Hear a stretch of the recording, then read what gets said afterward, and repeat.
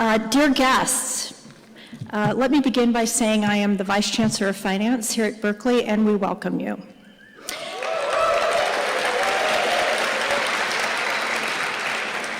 At UC Berkeley, we respect and value the action and intention of public protest as intrinsic to the values of an environment of learning and higher education.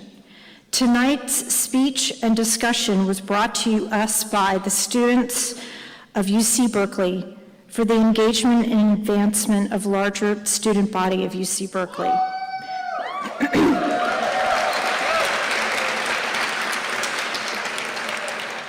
To those of you who engaged in your right to protest, we ask that you respect these fellow students and the rest of the audience by allowing this event to continue, just as we respect your right to be heard, as you have been.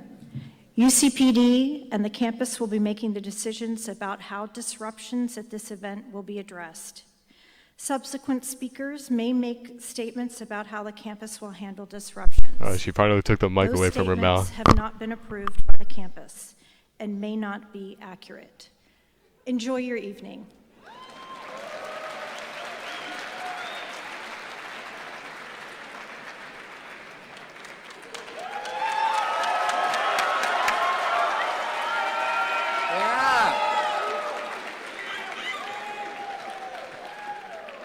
Ladies and gentlemen, my name is Bradley Devlin, Secretary of the Berkeley College Republicans.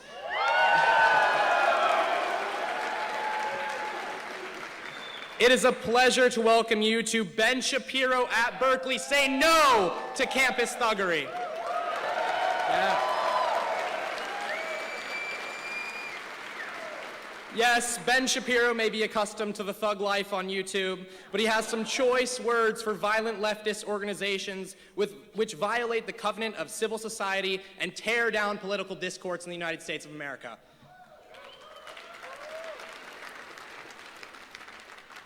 But first, a word from our sponsors. Young America's Foundation, without their help, this event would not be happening. They make it possible for students across the country to hear conservative ideas not taught at institutions of higher education. We also want to thank Fred Allen, the generous sponsor of Young America's Foundation's Fred Allen Lecture Series. We are grateful for his commitment to free speech. Yeah.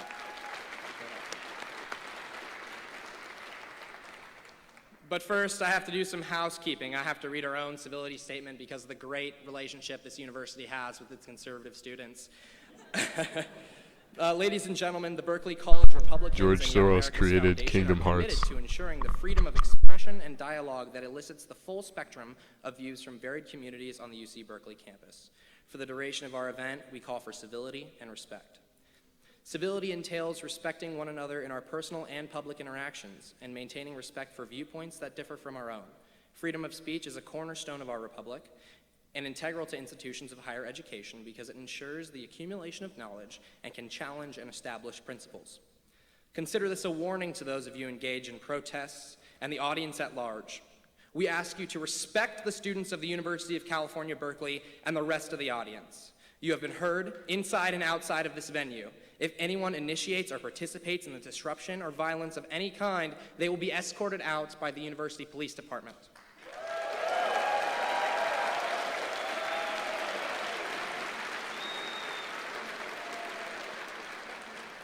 On behalf of the Berkeley College Republicans, Young America's Foundation, and Mr. Shapiro, we thank you in advance for your cooperation and adherence to these guidelines.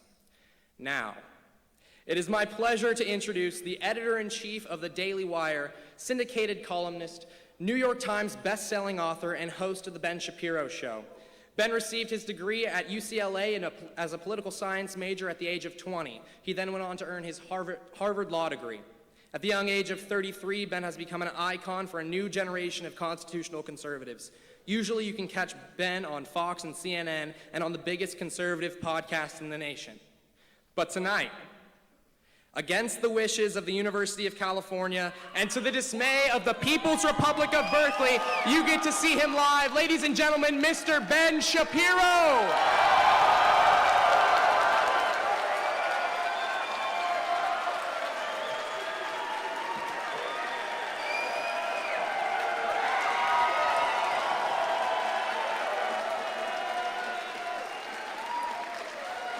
Thank you.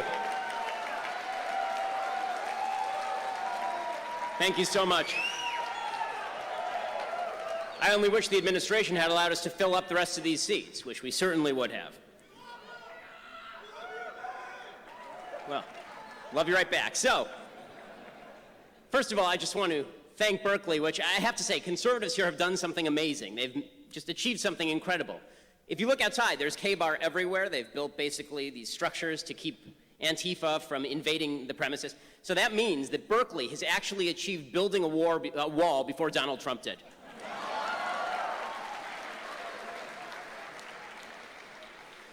Thank you all for being here, because obviously braving the idiots outside is not always easy. Their speech is apparently violent, because my speech is violent, so all speech is violent. So thank you for braving the slings and arrows of outrageous fortune by walking into a building. Congratulations to you. Thanks to Fred Allen, thanks to Young America's Foundation and the Berkeley College Republicans for their courage. Thanks to the police. Thank you to the police, who have done an amazing job.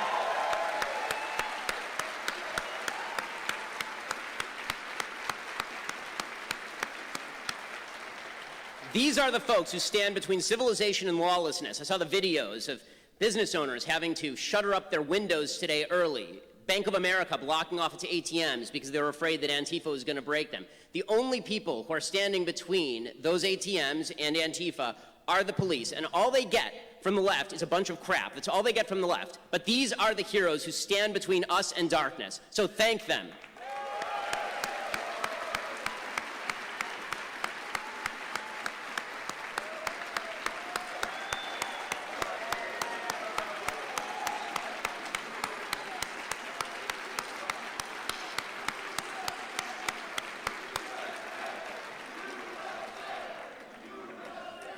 So I have a few other thank yous. I want to say thank you to the morons who put up that sign across the way. It says, "We say no to your white supremacist bullshit." Well, I say thank you because I also say no to white supremacist bullshit. And if you stick around long enough in this speech, you will hear me do exactly that. The problem is I also say no to your identity politics bullshit. Thanks to Antifa and the supposed anti-fascist brigade for exposing what the radical left truly is. All of America is watching because you guys are so stupid. It's horrifying, I am grateful, and you can all go to hell, you pathetic, lying, stupid jackasses.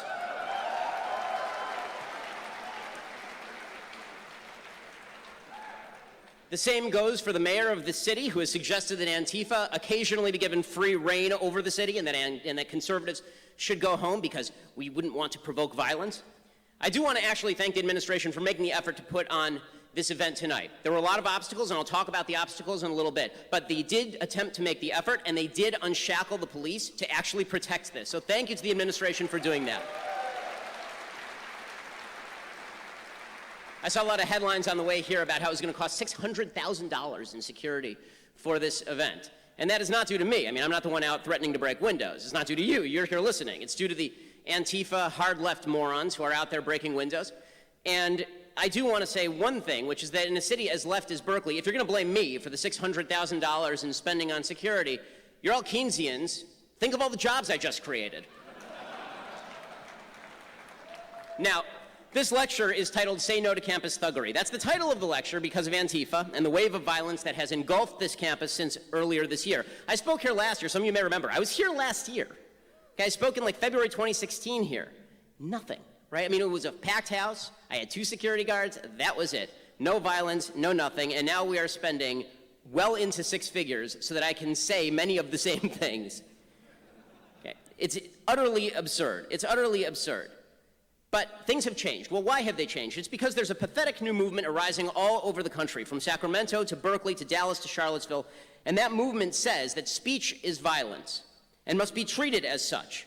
This is groups like Refuse Fascism. Don't worry, I'll get to the alt-right later. This is groups like Refuse Fascism, which professes to promote protest, but has actually said it won't rule out working with groups like Antifa. Here is the poster that they put out earlier about me.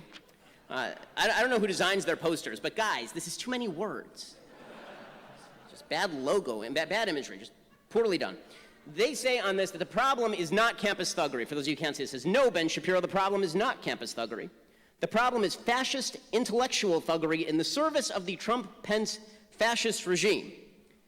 Well, to believe this, you have to have your head so far up your ass you can actually see your colon firsthand.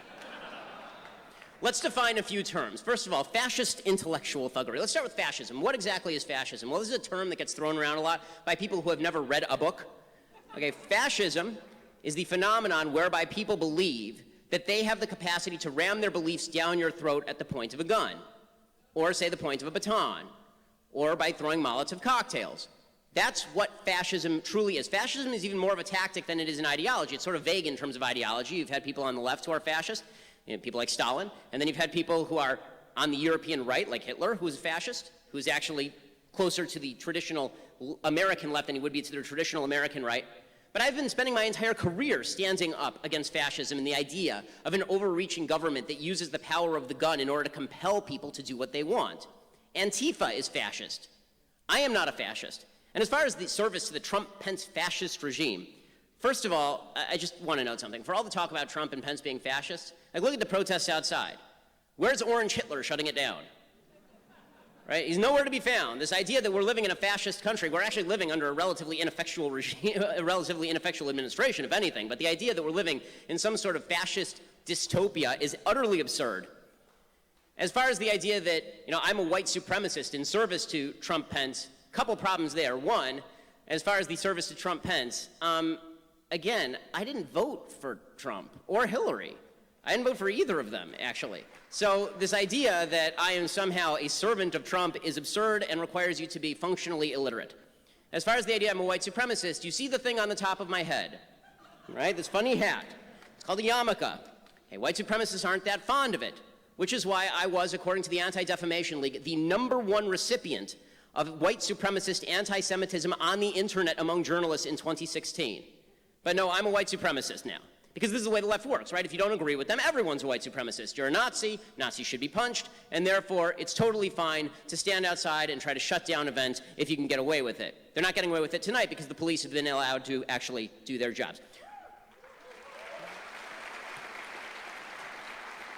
So what is their specific objection to me? Well, according to this masterfully done poster, it says, Shapiro is coming to campus to spread ugly fascist views, dressed up in slick-talking intellectual garb.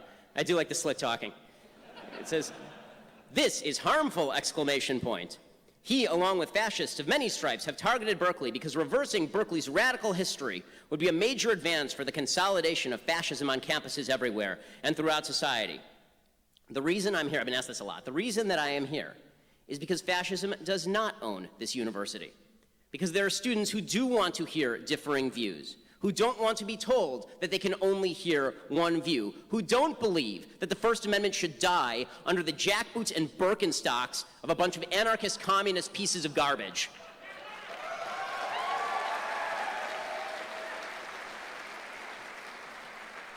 But I don't just want to talk about the people who actually get violent, because I think that in a civil society, this is one thing we should all agree on, and I've been pleased to see that even people like Nancy Pelosi have condemned Antifa. Nancy Pelosi, with whom I disagree on literally every issue it is possible to disagree on, including the proper use of Botox. But she and I agree on this. Right? We all agree that violence should be out of bounds, and if you're on the left and you don't agree with that, let me suggest to you that you don't belong living in a civilized society. Because civilized society is based on the premise that the government has a monopoly on the legitimate use of force, as Max Faber put it, and the idea that you're supposed to violate that if you don't like what I'm saying makes you an uncivilized barbarian. Okay, but it's not just that I want to talk about. Okay, I want to talk about an ideology that goes a little bit deeper than that. Antifa couldn't go anywhere without an ideology that runs broader than Antifa, without a group of people willing to look the other way. Well, what is the view that undergirds Antifa? What's the view that undergirds the hard left, many of whom celebrate Antifa or were doing so until it became politically unpalatable to do so? It's a view that America is a terrible, horrible, no good, very bad place. Right? Now, the truth is that America is an incredible place. It's the greatest place in the history of the world. It is the freest, most prosperous country, the most tolerant country in the history of planet Earth. This country is an incredible place full of opportunity. Nobody, by and large, cares enough about you to stop you from achieving your dreams. That includes you, people who are shouting out there in the audience. Okay, no one cares about you. Get over yourselves. I don't care about you. No one cares about you. No one's trying to stop you because you're irrelevant to me. I have a wife and 2 children. I care about them. I don't care about you. You don't mean anything to me. Well, except for that guy who said he loves me. I love that guy too. But everybody else, okay? That means in a free country, if you fail, it is probably your own fault. If it is somebody else's fault, if somebody is actually trying to throw up obstacles in front of you in a way that is unjust and bigoted, point out the specific instance so we can all side with you. We all want to be on the same side. We all want to help out. When somebody is a racist and trying to stop you, we all want to sound off and stop that too. The idea, however, that America as a whole owns your failure when you can't point to specific problems does not wash. It is you shifting the buck. It's a waste of time and energy blaming your failures on the system unless you've got some evidence. But unfortunately on college campuses, and for the left more broadly, there's been this notion that America is bad, and the reason that you fail is because America has historically been very bad. Right? This is the identity politics of the left. Because America's bad in that it targets you. Right? America targets you. And we have an entire hierarchy of intersectionality that's been built by the left to tell you whether your views are legitimate or not. I mean, the more victimized you are, the more legitimate your views are. So the hierarchy goes something like this. The people whose views are most valuable and who have been most victimized. At the very top are people who are LGBT, and then you get black people, and then you get women, and then you get Hispanic people, and then you get Native Americans, and then you get Asians, and then you get Jews maybe above Asians, maybe Jews, then Asians, and then the very, very bottom, you get straight white males, right? Those are the people who have nothing to say about anything because obviously they are the beneficiaries of this white privilege system. Now, the logic of intersectionality, because it suggests that the value of your opinion lies in your ethnic identity, in your group identity, the idea is that if I attack your ideas, if I say that you have bad ideas, what I am really doing is attacking you personally. I'm really attacking your identity. I'm aggressing you. You might require counseling. Right? This is the philosophy of microaggressions. My words are violence. Even the term microaggression suggests that it is an aggression against you, right? Microaggressions, I am aggressing you. It's an act of violence. As NYU social psychologist Jonathan Haidt has said, microaggressions are small actions or word choices that seem on their face to have no malicious intent, but that are thought of as a kind of violence nonetheless. The thing is, you don't actually have to intend to offend anyone to microaggress them. They just have to feel offended. And the thing is that microaggressions are actual violence. This is why you see the dolts outside shouting that speech is violence, because they think that I'm actually doing them violence when they don't hear me, right? But if they would hear me, then presumably I'd be doing them violence and they would need counseling, and if they act with violence, it's because it's in response. And unfortunately, this university engages in precisely this sort of damaging attitude. So at the same time they are willing to allow the police to fight Antifa, they are fostering an attitude that says that certain types of speech are violent, which is the gas in the tank for groups like Antifa. It's the gas in the tank for the hard left. And before my arrival, the university obviously put in place all sorts of security measures to stop people from getting violent, which is great. But they also put out a letter. And they put out a letter to all the students here. And here's what it said. It said that I was a threat because they were going to offer, quote, support and counseling services for students, staff, and faculty. We are deeply concerned about the impact some speakers may have on individuals' sense of safety and belonging. No one should be made to feel threatened or harassed simply because of who they are or what they believe. For that reason, the following support services are being offered and encouraged, and they offer employee support services and student support services. You see, I'm attacking your identity if we disagree about politics, and you may require counseling. By the way, just side note, if you require counseling because of this speech, let me suggest to you that it was a mistake for you to have foregone psychiatric treatment long ago. I know, I'm super scary. Look at me, I'm physically intimidating, as everyone knows. Right? I mean, I understand. You're afraid I'm going to turn into the Hulk and ruin your life. Okay, but the truth is, I think that you're big boys and big girls, and you can probably handle it. I assume you're not a bunch of weaklings and pansies and snowflakes. That may not be a fair assumption, but I will assume it for the sake of this argument. I assume you can handle disagreement.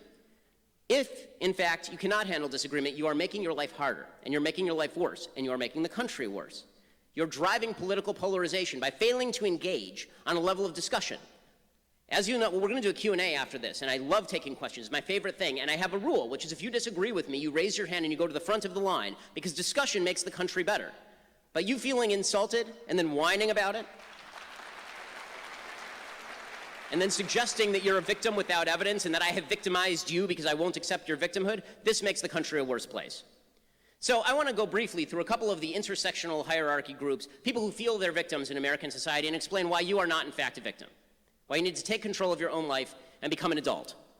So let's start with the idea that poor people in America are victimized. And this is sort of the Bernie Sanders case. Income inequality is the root of all evil. This is Antifa's case that communism or anarchism would be a better solution than, say, a free and civil society that's raised half the world out of abject poverty. Right? Income inequality is not the big problem. Nobody rich is making you poor. Bill Gates did not make you poor. Bill Gates provided you a product, and if you bought it, that is your fault. Okay, the upper middle class grew from 12% of Americans in 1979 to 30% as of 2014. That is a massive growth in the upper middle class. The rich are not making you poorer. They are paying your salary. American income mobility, by the way, is just as strong as European countries with far more redistribution. Income mobility drops only when you drop out of high school or you have a baby out of wedlock. Okay, this is what makes you poor. Okay, how about the idea that if you're black in America, there's a white supremacist hierarchy that is keeping you down? Now listen, you'd be a fool not to acknowledge, or a liar, not to acknowledge the history of racism in America. Everybody acknowledges that if you have half a brain. Of course, slavery, Jim Crow, awful, evil treatment at the hands of awful, evil people. We all acknowledge this. We all acknowledge the collective sin of the United States in promulgating this, and the individual sins, more importantly, of the people who actually promulgated this stuff. Okay, we all get that. But that's not what we're talking about. Now we're talking about now. Because I wasn't born when Jim Crow was in place. I wasn't an adult when Jim Crow was in place. I know that I'm not a racist, and I know I haven't acted in a racist manner. And I would bet you money that the people in this room haven't acted in a racist manner, that they haven't held slaves or voted for Jim Crow. I will bet you money that is the case. You cannot fix past injustices with current injustices. The only way to fix past injustices is with individual freedom. That's it. Okay, the idea that black people in the United States are disproportionately poor because America is racist, that's just not true. At least not in terms of America's racism today keeping black people down. It's just not the case. If that were the case, then you'd have to look at group income and decide based on group income who's been victimized the most and who the country was built for. Well, by that standard, the country was built by Asians. Okay, because the racial group with the highest median income in the United States is Asians. The Constitution was not written by a bunch of people who speak Korean, because the Constitution is a document of freedom, not a document of ethnicity. So here are the three rules. You want to be rich in America? You want to do well in America? You want to put aside the whining about the system? Again, you point out to me an individual instance of racism, I will stand next to you and fight it. But if you want to whine about America, no good. Okay, here are the three rules that you need to fulfill as a person before you can start complaining about your life failures being the result of somebody else's actions. Number one, you need to finish high school. Number two, you need to get married before you have babies. Number three, you need to get a job. That's it. You do those things, you will not be permanently poor in the United States of America. According to the Brookings Institute, 2% of Americans who follow these rules are in poverty. 75% have joined the middle class. Well, what about racism? 71% of poor families with children are unmarried. The poverty rate among non-married white families was 22% in 2008. That same year, the poverty rate among black married couples was less than 7%. But what happened to racism? Why weren't those black married couples poorer than the single white moms? Because it didn't have to do with color. It has to do with life decisions. And we can talk about differentials in crime and where these statistics come from. I mean, the basic rule is that if you don't commit crime, you're not going to be arrested for it. The police are not going around arresting black people for the fun of it. They're going around arresting criminals based on criminal reports, which is why the number of criminal reports based on race matches up exactly with the number of criminal arrests based on race. Okay, if you don't report people for crime, it's hard for the police to know to pick them up. Okay, how about women? This idea that women are vastly victimized in our society. Hillary Clinton is making buco dollars off of this nonsense this week. As I tweeted earlier this week we found out that a clown can emerge from the woods and scare half of Americans, and also It came out. But Hillary Clinton is going around whining about how there's a glass ceiling and she couldn't break through it, and it's all because of sexism. It's not because she was the world's worst candidate and a pretty appalling human being. No, it was because everybody is a sexist. Everybody's a sexist. And we hear in this context very much about the wage gap, right? The idea that women are paid significantly less than men, 72 cents on the dollar. Okay, that's absolute sheer nonsense. It is absolute nonsense. In 147 out of 150 of the biggest cities in America, women make 8% more money than men do in their peer group. That wage gap is growing, not shrinking. At colleges, 55% of women in college are women. That gap is getting larger. 58% of all graduate degrees go to women. Okay, the majority of voters are women. If we are living in a place where women are vastly victimized by men, I'd really like to see that place. And as far as this idea that there's a vast rape epidemic going on campus, every rape, as I have said 1,000 times, every rape should be dealt with by the prosecution of the rapist, ending with their jailing, castration, or death. Okay, that's how I feel about rape. But this nonsense statistic that's been presented that 1 in 5 women on college campuses is being raped is just not true. It's just not true. The actual statistic, according to the Department of Justice, is something like 1 in every 58. Obviously far too high, but not 1 in 5. If you're 1 in 5, by the way, if you're a woman at this campus, you should go to your parents and ask them what kind of nuts they are to send you in a war zone where you're likely to be raped.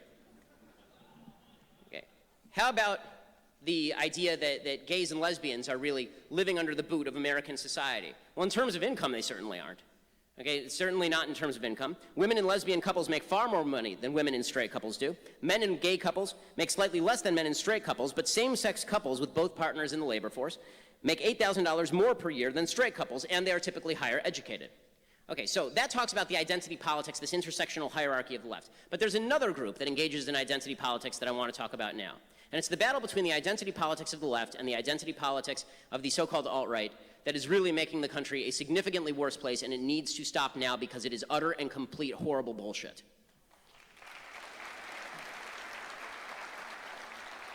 The first thing to note, this notion that the alt-right is actually conservative is nonsense. Let me define what I mean by alt-right, because not everybody who likes Pepe memes or Harambe memes is a member of the alt-right.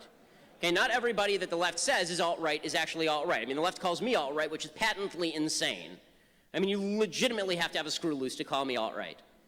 I spend half my career attacking the alt-right. Okay, what is the alt-right? So the alt-right are a group of people who believe that ideology and ethnicity are inextricably intertwined, just like the identity politics left, right? On the identity politics left, if you're a black person who is a leftist, you're a leftist because you're a black person. On the identity politics right, Western civilization was not built by people with good ideas, it was built by people with white skin. And that means that people who don't have white skin cannot properly assimilate into Western civilization. This has no grounding in reality.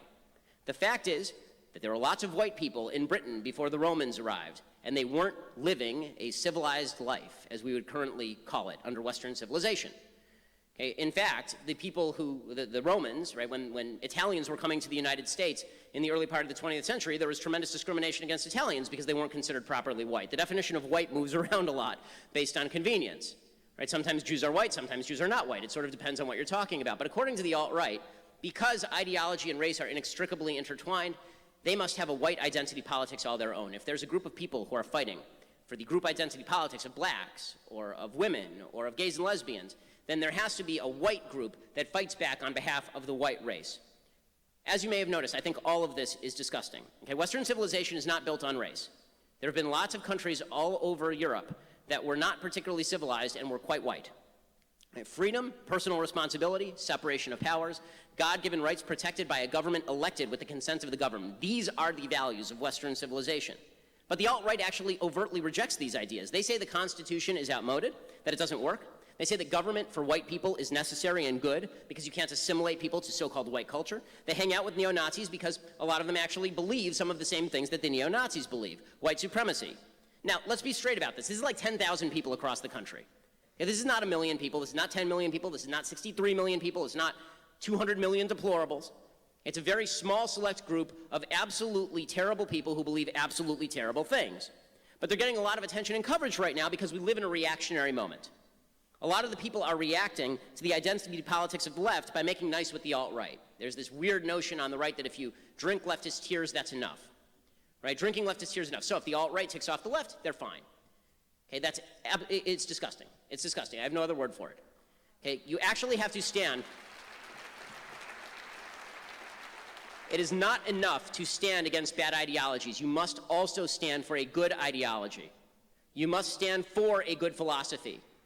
Okay, you cannot stand with bad people just because you think those bad people make your enemies cry. The enemy of your enemy in a country where we're all supposed to be friends is not only bad strategy, it destroys the country wholesale. So, how do we solve all this, right? We're on campus and we're hearing the identity politics of the left, and then you watch the news and you see the identity politics of the alt-right. How do you solve all of this? Well, the way that you solve all of this, first of all, let's start with the campus thuggery. The way you solve all that is by letting the police do their jobs. Okay, administrators need to let the police do their jobs.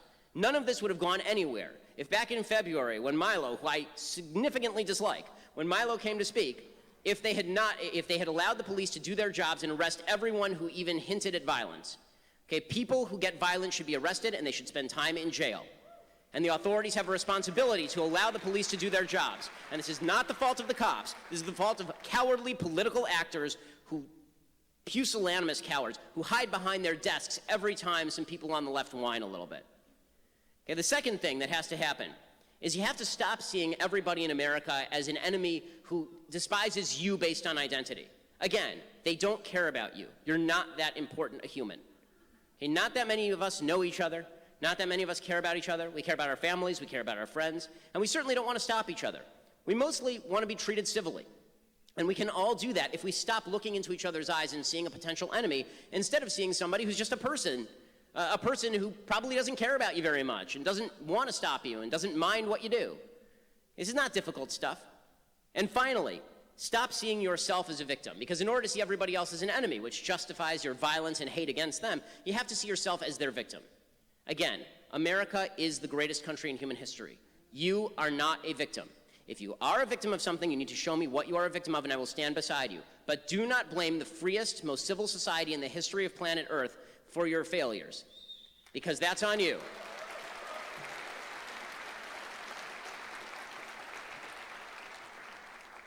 Now, is that so rough? I mean, did we need $600,000 of security to hear all of that?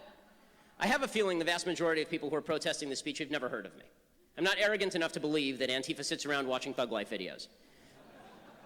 If they did, I doubt they would be members of Antifa. But the idea that they're out there protesting, they're out there maybe getting violent, apparently 4 people have been arrested for carrying weapons already.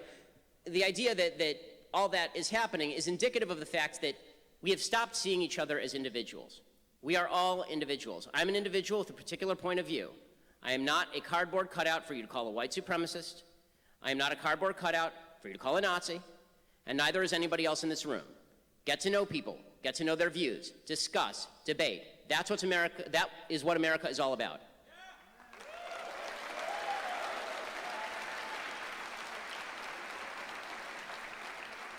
If we all do that, I do think that America can see a better day, because I think we're in a dark moment right now.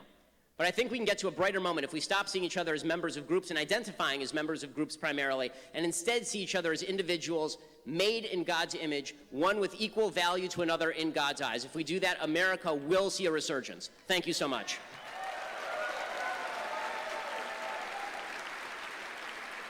All right.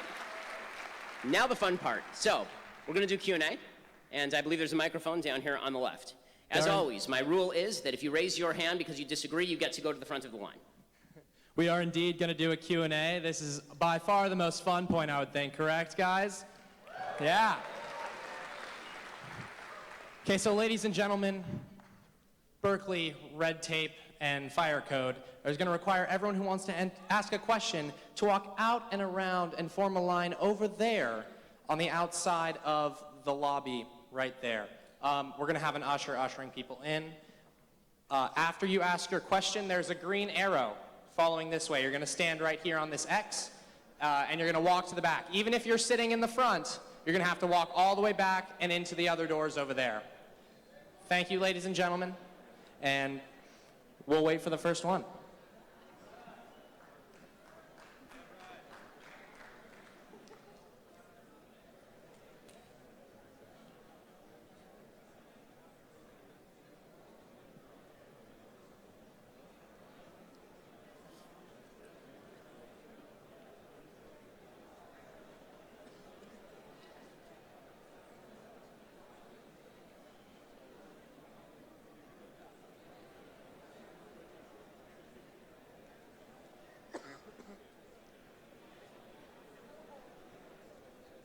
Hello.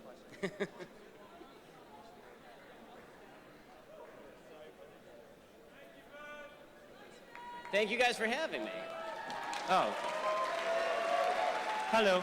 Hey, how's it going? Hi. Thank you for coming. I do not disagree with a lot that you just said. That's why I'm here. Yeah, so let's talk about institutions, because you're saying we should not blame the institutions. I have an example, and please tell me why you think that person per se is not victimized. So let's start with the beginning of a life.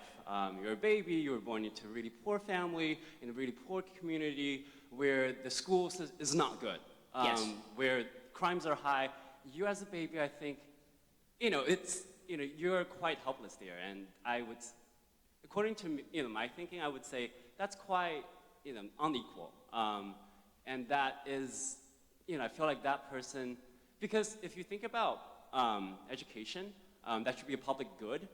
In my opinion, it should be provided equally in all communities instead of just based on how rich your house is. Could you respond to that? So so if I'm getting your question straight, 'cause there's a bit of an echo here. Yeah. So you're suggesting that children grow up in unequal circumstances because of the school district they go to. Not all schools are equal. There are a lot of public schools that are garbage, and so Yes. kids don't have an equal access to success. Yes, and I feel like in my world, in my political thinking, I think that is inequality and that is institutions failing okay. people. So I agree with you that not all public schools are good, and I agree with you that there is such a thing as inequality. Of course there's such a thing as inequality. We're not all born in the same place. We're not all born equally intelligent. We're not all born with equal gifts. Some of us are born smart but short and will never play in the NBA. We're not all born, this is just a truism. The question is there inequity? Right? Is there an equity that needs to be remedied?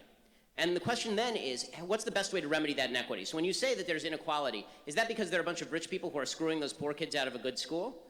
I don't think so, because we're spending oodles of money in the public schools, particularly in poor areas, and it's not paying off very well. What I would suggest is that the best possible solution is to devolve those dollars back to parents who presumably care about those kids more than the public school system does, and allow them to choose the schools for their children. So I can agree with you that there's inequality. Then the question becomes, okay, how do we solve that problem? So again, inequality and inequity are not the same thing, and equating the two, I think, is a mistake. You can do a follow-up, that's fine. Thank you. So I feel like if we're getting really scholarly and academic here, that is exactly what Rousseau is saying, essentially talking about natural inequality and contrived inequality. Natural inequality would be inequality that you're saying, inequity would be the contrived one. And I feel like now in our society, the institutions is contributing to the ultimate contrived inequality, in the sense that children just do not have access to the same level of education. Granted, if they if we're going to construct utopia and then suggest all children are going to have the same level of education, that's just not reality. Okay, there's no place on earth that has that, because that's just not the case. So you're right that there's a difference between difference in smarts and difference in the poverty situation in which you grew up. But the truth is that the biggest inequality the biggest inequity and inequality, I would say, is parents who decide to get pregnant out of wedlock. I mean, if you want to look at academic underperformance, it has much less to do with the school that you go to and much more to do with your family situation at home. Again, I'm not arguing with you that any of these things are a problem. The question is, quote unquote, who's to blame? And I think this is where we get into a problem in politics, because the idea is that the person to blame must be the rich guy down the street. I don't think it's the rich guy's fault. I think that there are certain things in life that just aren't fair. And then the question becomes, okay, how do we maximize opportunity without invading the rights of somebody else? And I think the easiest way to do that is to let people keep more of their own money and to do more to privatize the school system and give people more choice. Okay, thank you. Thank you. I appreciate it.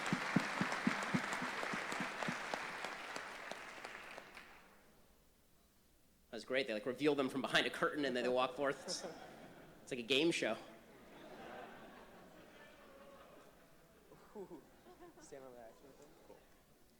Hey Ben, I'm honored to be the second participant in this game show. But you made the argument that the gender pay gap is a myth. Yes. And one of the main reasons that this is the case is because that female STEM education is at a lower level than it is for men.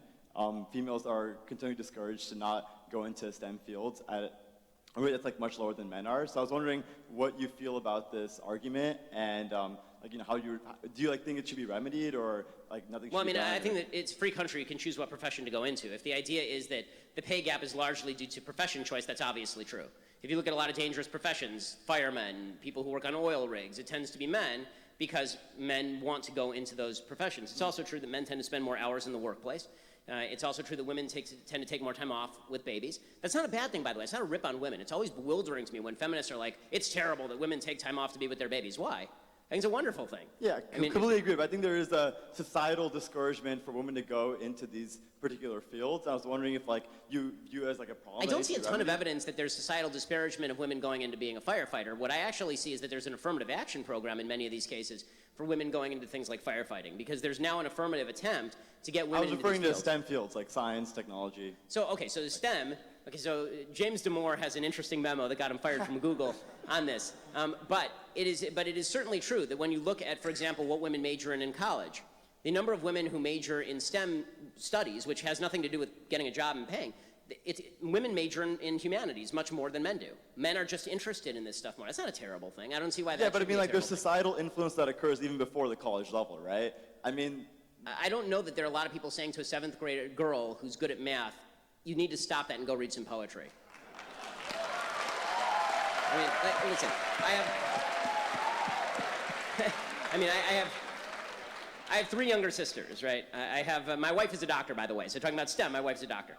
My mom runs companies, that's what she does. So I'm very much for women in the workplace and being able for them to choose what they want to choose. I really don't see a lot, if you can tell me the person who's out there going, women in science, fie, then I'll stand with you and say, yeah, that person's adult.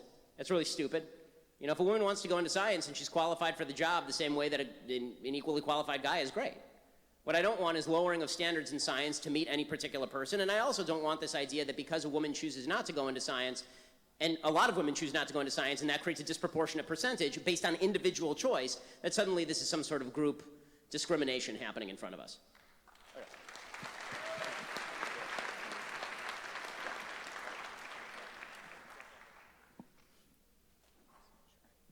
Hi, first off, I just want to say thank you for speaking as a fellow Jewish conservative. Thank you so much for coming. It's just the 2 of us, man. So I wanted to ask you, do you believe that there's an explanation for why victimization has become the main tactic of the far left to gain support of the people? Yes. So I think, first of all, I do think victimization was always a tactic of the far left. It was just economic victimization, right?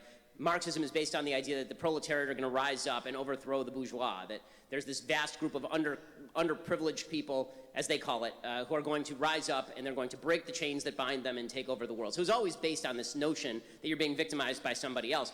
But in the 1960s particularly, it was clear that as America was thriving so much in the 1950s economically, and America had become this great world power, the prominent world power in terms of the economy, it was very hard to make the case to people who are not as wealthy that you need to rise up against the country that's creating all your wealth. And so instead, what the left decided to do was misdirect into a legitimate grievance, which was an ethnic-based and sex-based grievance, which made a lot more sense in the 1950s and 60s than it does in 2017.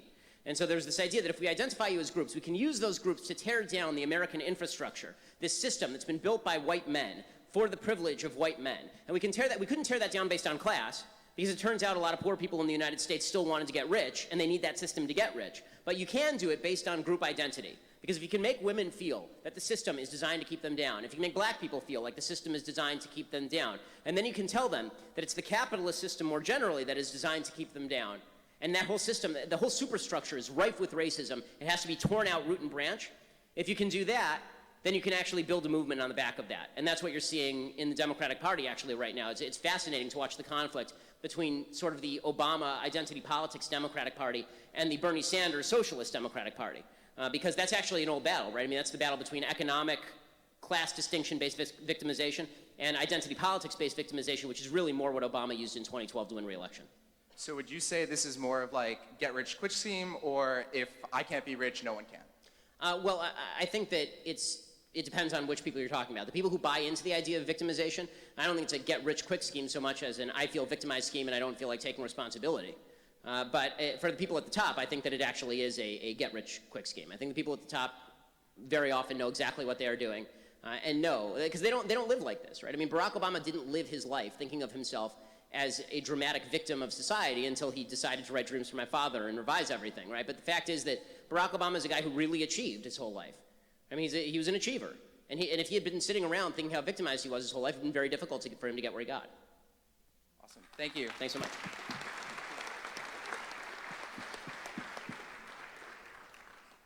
Hey, Ben.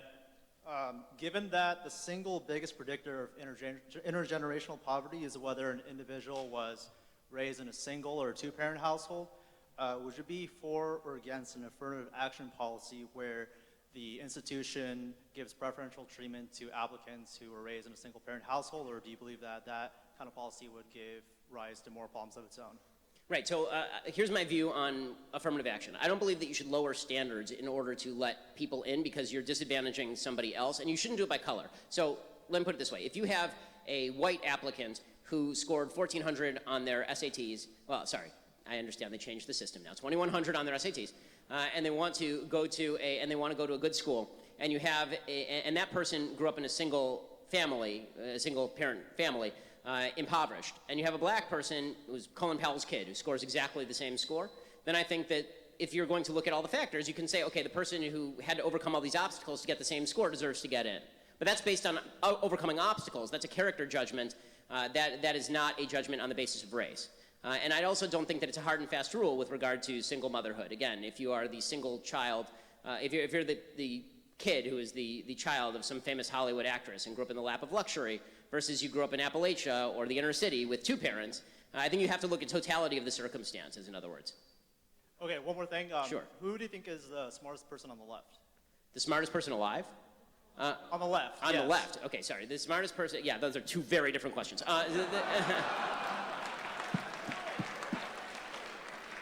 The smartest person on the left. Well, points to the Lena Dunham shouting guy. Let's see. I do think that, I mean, in terms of pure intelligence, I think that there are a lot of scientists who are on the left, you know. Like, I wouldn't want to get into a scientific debate with Stephen Hawking or Richard Dawkins. I mean, they're in a different field of specialty. So are you talking pure IQ or in terms of making good political arguments? In terms of, like, your political rival. Like, who would be, like, intellectual rival for you in terms of? I mean, I think that there are people who I'd be interested to talk to about policy. You know, I think that when I was at Harvard Law School, there are a bunch of professors who are on the left, including Elizabeth Warren, actually, who she was relatively interesting to talk to, although got less so over time. There's a guy named Richard Parker, who's a professor there, who I really liked. Lonnie Guinier, who was a professor there, who actually ended up writing me a law firm recommendation. She was such a leftist that she was, I believe, nominated for Undersecretary of Labor under Bill Clinton, and a Democratic Senate rejected her because she was so far left. She was a smart lady. Again, I don't think that all leftists are stupid or anything. I think that they start from wrong foundational principles, and if you're a smart person starting from the wrong principles, you can reason your way into virtually anything. Thank you.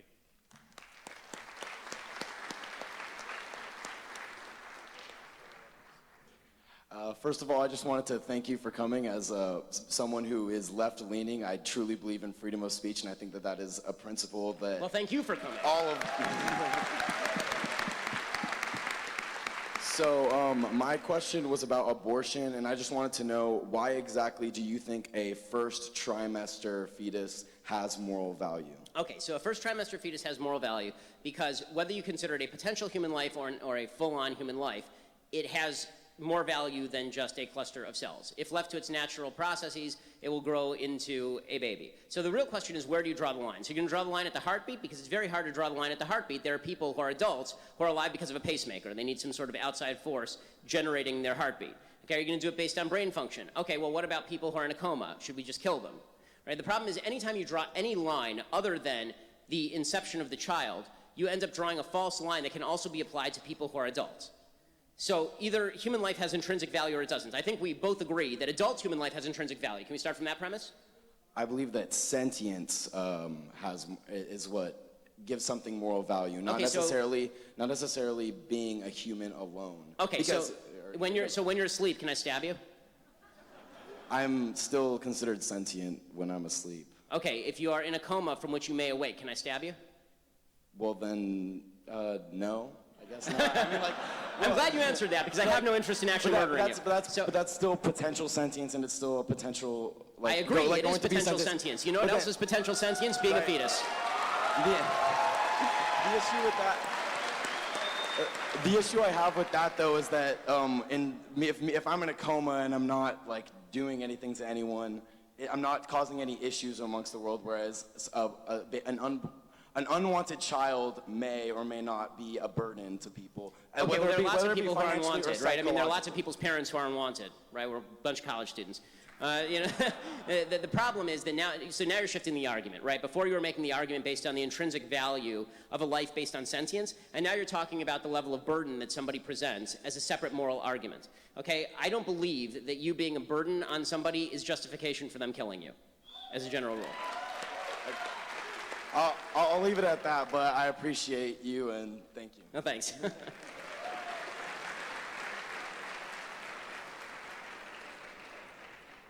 Hello, Mr. Shapiro.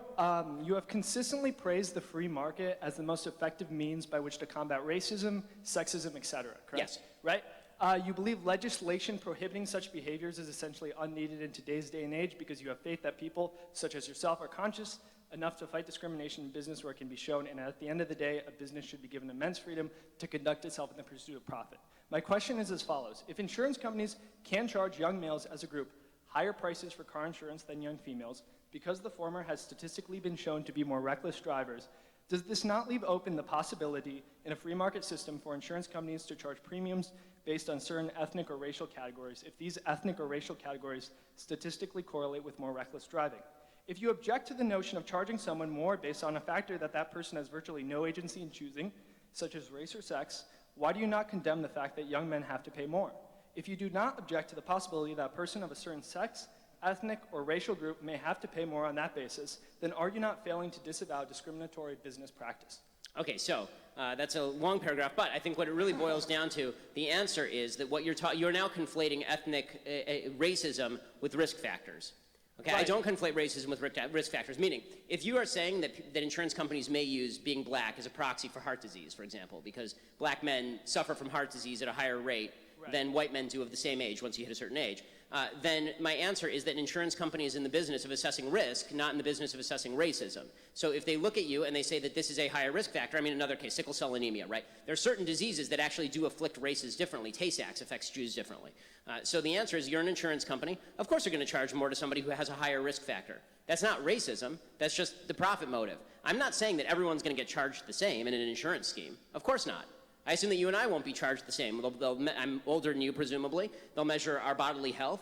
I don't know how much pot you smoke. Like, they'll make a bunch of distinctions, you know, and they'll make a bunch of decisions as to what our risk factors are and how that measures out in terms of what I need to pay in order to cover my projections. But that has nothing to do with quote-unquote discrimination. That's just a basic market decision. Right. That's actuarial, Just for actuarial clarification, decision. so there was a study in which, I forgot what organization of the United States federal government did it, but Native Americans in Arizona were found to have, to essentially be engaged in fatal car crashes at a higher rate than any other group. Okay. You think it's perfectly permissible for insurance companies to charge someone just charge someone an extra premium by virtue of the fact that they are Native American in Arizona? No, I think it's fair for an insurance company to charge someone based on the risk factor of driving. So what I would suggest is that in a free market system, and this is why I defend a free market system, let's say there was an insurance company who did what you're talking about. Right? And the insurance company decided Native Americans get charged more. Okay. There would be another insurance company that would come along and they would say, okay, is it really true that Native Americans universally are being charged more, or can I undercut my competitor by looking at people on an individual level and looking at all of their risk factors apart from race? Because race is not inherently linked to drunk driving. But that hasn't happened with males. Because, for instance, not all males, are going to be, in and of it themselves, like more reckless drivers than females. However, like as you said, neither is that the case. But this is why, I mean, let's be real about this. This is why car insurance companies have good driver discounts, for example. They have good student discounts, right? They actually do look at more than you just, like my insurance rates went up through the ceiling when I got caught going down the I-5 at 113 and had my license suspended for a month. They've gone down since because I haven't had a ticket for 5 years. So, this is, so the point that I'm making is that if you are suggesting that, if you're trying to line up discrimination with market-based profit, if your question is that, can you imagine a situation in which a business makes more money by discriminating, and would that be okay? Then the answer would be, it's a business, you can do what you want in a free society, and I have no right to use your services. However, it has yet to come to my attention that racial discrimination in a business is an actual profitable thing over time in a free market system where people can compete, because race is not inherently connected to behavioral categories, right? The basis of racism is that race is connected to behavior. Well, I'd just like to say, for instance, Thomas Sowell pointed out, like in his book, Black Rednecks, White Liberals, or whatever. Yes. That the Irish. It's actually right. It's white, yeah, you're right. Okay, go ahead. Sorry. Right. It's a good book. Yeah. I got that data point. You got it. He pointed out that the Irish, for instance, were in the Americas for hundreds upon hundreds of years, locked in destitute, grinding poverty. Right. Okay, so you just said that race, you know, if you're a company and you institute racist policies, won't, like there's no long-term gain to be made from those policies. And Right.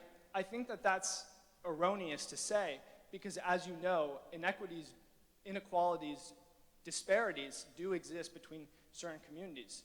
So You'd have to show me the don't- disparity based on race and why it's biologically inborn as opposed to cultural. I'm Irish not are trying not. to say that it's not biologically born. I'm just saying that if you had a policy whereby you, okay. I don't want you to confound. Here's the problem I'm having, and I think we can stop with this I don't want to confound race with behavior unless you can show me that race is the inherent source of the behavior. And if it is the inherent source of the behavior, then we can have a separate discussion. But I don't see that. And if you show me that race is in fact that, then that's a separate discussion as to whether we have to force businesses not to take race into account. Is that fair? Yeah, thank you.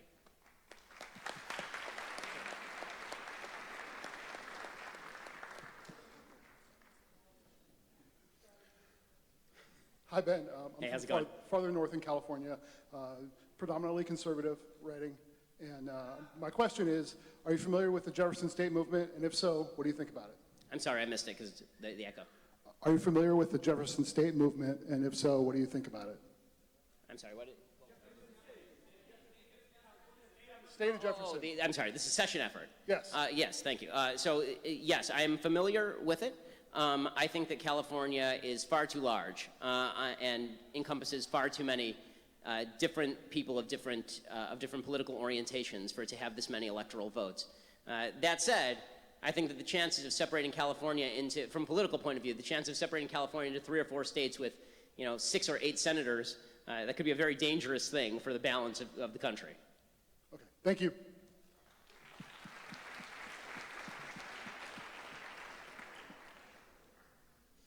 Hey, Ben. This is a two-parter, PSA and question. So PSA is that even though there was a bunch of standby tickets and there was a line out the door, the administration revoked all the standby tickets for all those people, and I think that should be openly shunned. That's totally bad. Yeah, I did hear that, and that's egregious. I mean, obviously, look at this. I mean, we've got empty seats here, and the only reason we had more than 3,000 people signed up for this event. The administration cut off the upper balcony because they were apparently afraid that Antifa was going to somehow rip out the bolted down seats and fling them onto the people below. I'm not joking. Like, this was the actual excuse that they gave. And then we thought, okay, there were going to be a bunch of people who signed up on the left to get tickets and didn't show up, specifically so there would be empty seats. And as you say, hundreds of people showed up outside and were not allowed in because the administration seized the tickets. If it's for safety reasons, It's cowardice. okay, I'll try to assume the best, that it's for safety reasons, but if it's cowardice, obviously it's cowardice and should be openly condemned. All right, and so for my question, more towards drug use and the criminalization of drug use. I know that you don't particularly condone drug use, but how do you feel about the criminal justice system, with all these nonviolent offenders, all the money that we spend on all the nonviolent offenders and drug use openly? I mean, so maybe drug use is bad, but should we still criminalize it and treat those people the way that we do and lose money like that? I am actually libertarian on drugs, so that means that... So let me be clear about this. People who smoke dope annoy the living crap out of me, and they smell terrible. That said, if you want to smoke dope and lose brain cells, then that's your problem, so long as you're not coming to me for a handout. I think that there are certain drugs, like, for example, PCP, that apparently makes you violent, and that has externalities. That's something that you have to talk about policing. You'd have to talk about policing in terms of, selling drugs to minors. But it doesn't seem to me that when you're talking about things like marijuana, for example, you couldn't police marijuana in the same way that you police cigarettes or alcohol. Just make it very difficult to sell to people who are underage. The biggest problem that you have right now is that marijuana is so plentiful in places like California that even legalizing it is not going to get rid of the black market, because it actually, the price is higher in the legal market than it would be on the black market. So that's a serious problem, and suggests that deregulation is actually possibly a worthwhile thing. There are some, I'll admit that I'm split on some substances. Like obviously when you look at the opioid epidemic and you see the addictive level of that, marijuana is slightly different because the evidence for addictiveness in marijuana is mixed at best. But when you talk about opioids, which are actually addictive, the higher level regulation of opioids seems to me not inappropriate. So to clarify my question, do you think that we should still be criminalizing these non-violent offenders in regards to, any drug? Again, it depends on the offense. So if you're selling dope to a minor, yes, that should be criminal. If you are smoking dope in your room, then no, I don't think that should be criminal. All right, thank you.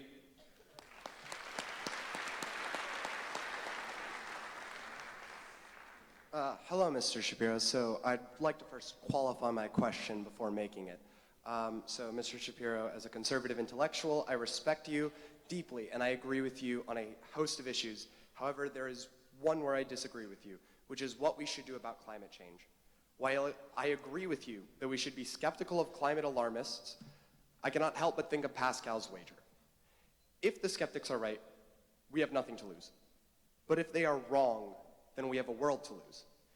In a 1984 election advertisement, Ronald Reagan's campaign said, if you think there's a bear in the woods, you bring your gun. Given this maxim and Reagan's decision to protect the ozone layer by limiting CFCs via the Montreal Protocol at a time when the science was very much split on whether or not the ozone layer could ever be repaired, would you support a revenue-neutral carbon tax that would be revenue-neutral in the sense that the tax would be balanced by lowering of taxes on like businesses and on individuals and things like that? Do you think that this would be a good insurance policy that would not necessarily give the command economists of the left what they want, but also entertain the possibility that maybe climate change is real and maybe we should do something about it? Okay, so here's my position on climate change. I would say lukewarm on climate change in the sense that I think that the greenhouse gas effect has been proven in laboratories, that carbon emissions can make the world warmer. The question is the sensitivity of the climate to those greenhouse gas emissions, how much is absorbed by the oceans, for example, and what effect that has on the climate long term because the computer modeling has been so flawed thus far. That said, even if you believe that let's say that we take the IPCC estimate, right? The IPCC estimate is that we're supposed to increase, I think, by the end of the century by 7 degrees Fahrenheit is the global estimate. So that varies obviously place to place. That also means that you have to take into account cost, right? So as far as a carbon tax, I haven't actually looked at the economics of what you're talking about specifically enough, but general regulations that have been proposed on carbon taxes talk about penalizing companies in such a way that the cost is passed on to the consumer. It seems to me that if you're going to create new taxes without dramatically lowering taxes, as you suggest, which is really what the left proposes, the left sort of proposes carbon taxes but no offsets, then you're going to end up with a situation where the cost of energy is passed on to the consumer, which leaves more people in poverty. And I think that pretending that there are no trade-offs when it comes to government regulation is foolhardy. I also think that the truth is that what we've seen is that greenhouse gas emissions are declining thanks to technological development. For example, the easiest way to lower greenhouse gas emissions right now would be to build a bunch of nuclear power plants, which is something that the left in California has opposed for a very, very long time. We haven't had a nuclear power plant here for like 40 years. If you look at the rise of Tesla, the idea that there's not new technologies around the corner that are going to help us mitigate the emissions is foolhardy to me. I think that when Reagan says, bring a gun into the woods, if you see a bear, the question isn't whether you bring a gun into the woods, the question is whether, or if you suspect that a bear is there. The question isn't whether to bring a gun into the woods right now, based on the economists that I've looked at. The question is whether you should randomly wander around the woods in a tank. Right, is that worthwhile? Because the kind of solutions that it seems the left is suggesting are necessary in order to actually curb what they think is coming are so dramatic that you would talk about really dramatically lowering the American and the global standard of living in order to combat an ill that may or may not happen. And even if it does happen, maybe easier to deal with 100 years from now. Our technology 100 years from now is going to be a lot better. And the idea, by the way, that people don't move populations is not true. I mean, population movement has been a consistent thing throughout human history. Right, but what I'm specifically advocating for here is that the right come up with its own policy in service of solving climate change. Because right now, the discussion has been dominated by the type of people that you're talking about, who want to bring tanks into the forest randomly. Why I'm suggesting this carbon tax that is revenue neutral that should be supported by conservatives is because it is a better solution to a lot of what we're seeing on the left. And I think that conservative intellectuals like yourself who have a lot of sway and who have media companies could advertise this policy. So I'd be happy to look, if you're asking me if I'll look at your proposal, the answer is yes. If you send me your proposal, I'll be happy to look at it.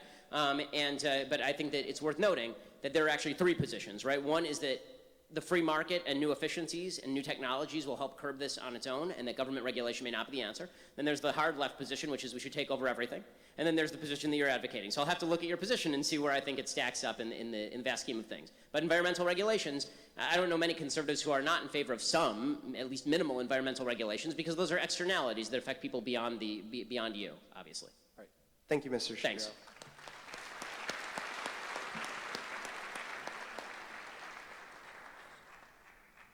Hi, my name is Caroline. I'm a senior, proud liberal. My question for Well, thank you for coming. Yes, of course. Whenever somebody on the left comes to one of my lectures, it's like an AA meeting. It's like, thank you, Caroline, for coming. So my question is, since you believe abortion is the same as murder, do you believe women who get abortions, even when their lives or the child's life isn't in danger, should be put on trial for murder? Yes or no? I think abortionists should be put on trial. But I mean, even... I don't think that women should be put on trial for a couple of different reasons. So the first reason is because I don't think that it is effective in deterring abortion to put women on trial for the killing of the unborn. The second reason is because I think that we in our society have unfortunately gotten to such a point that an entire generation have been indoctrinated to believe, particularly an entire generation of women, since that's what we're talking about here, have been indoctrinated to believe that a baby is a polyp, and so when they remove it, I'm not sure there's the actual mens rea necessary, the actual criminal intent necessary for a prosecution. So when we're talking about, the typical pro-life position here has been that the woman is a victim in abortion nearly as much as the baby is, that there's an entire abortion industry that is geared toward teaching women that babies are not babies, and that getting a baby aborted is in fact a betterment of their life. So no, I'm not in favor of prosecuting women for abortions. But I mean, there are a lot of women who do have the intent, right? Like if a woman goes to an abortion clinic, they are ordering the murder of their child, in your opinion, like what you would say. So well, do they not again, have the mens rea? So I gave you two reasons. One, a public policy one, and one, like, you'd have to show me, you'd really have to show me the case of a woman who went in there and said, I know this is a baby, cut its brains out. If that's happening, then that is infanticide. I mean, that's like, wouldn't you acknowledge? I mean, if a woman walked in with a baby that was 1 day old and said, here's my baby, kill it, wouldn't you put her on trial? But that's not what we're talking about. In the vast majority of abortions, the truth is, unfortunately, that women don't actually believe they are killing a child. They actually believe they are killing something that is non-human and is the same thing as removing a tumor or something. So, but are you saying that you don't think abortion is murder then? Because there are No, I'm not saying that at all. I'm saying that I'm saying that the vast majority of women who obtain abortions don't think that abortion is murder, and intent is a fundamental element in any criminal prosecution. I feel horrible for women who have abortions. I think that it's terrible for them. I think it's a lot worse for the baby, but obviously. I think what's key is that you said a vast majority, right? There are women out there who know that it is a child. And you make law and public policy based on the vast majority, not on the outlying case. Yeah, but then you can't make a claim that abortion is the same as murder if you wouldn't treat them the same in public policy or in law and No, I absolutely can, because there are many types of murder, right? I mean, there's manslaughter. Yeah. There's unintentional murder. I mean, like, what would your standards be? So the doctor knows. That's why I'm saying the doctor has the mens rea. The doctor has the actual intent to commit a murder, because the doctor full well knows that is a baby in there who's beating hard he or she is stopping. So indirect manslaughter. What was that? So you would put them on trial for indirect manslaughter. I would put Kermit Gosnell on trial for first-degree murder. I would put abortionists on trial for either second-degree murder or manslaughter. I mean, this is a crime against humanity that's occurring. And if you believe that, obviously, to be ideologically consistent, you have to say that. And this has been, again, the traditional pro-life position. I'm not aware of any major pro-lifer in America who believes that women should be put on trial for abortion. Thank you.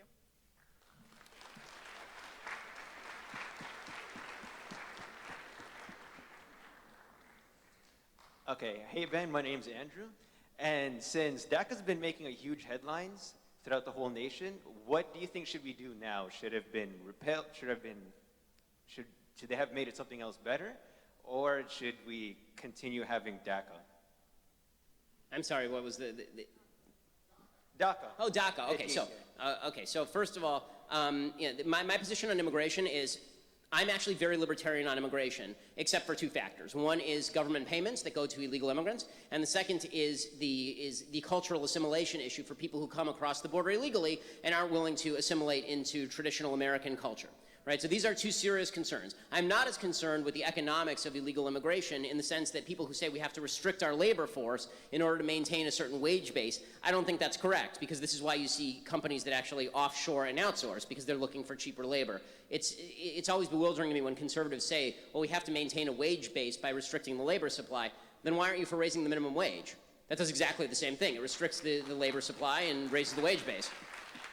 So as far as DACA goes, my view on DACA is that people who are here illegally, whether they were born here or whether they were brought here as small children or not, should be assessed on a one-by-one judgment. So I am not in favor of the blanket swath amnesty for millions of people based on how long they've been here. I'm in favor of looking at people one-on-one and saying, okay, this person's in college and looks like they're going to have a career and hasn't been taking welfare dollars. This person looks like they're a good American, or they want to be a good American. Put them in the back of the line on a pathway to legalization. But if you're here, you've taken welfare dollars, you're not going to school, you're not bettering yourself, you're not going to be a productive part of American society, you haven't imbibed basic American cultural hallmarks, you do that, you should go. I have the exact same standard for people who are currently here illegally as the people who want to enter legally. I have the same exact standard, except if you're here illegally, you go to the back of the line, you wait behind the people who came here legally. Yeah. All right. Thanks for answering the question. Special shout out to my friend Corey.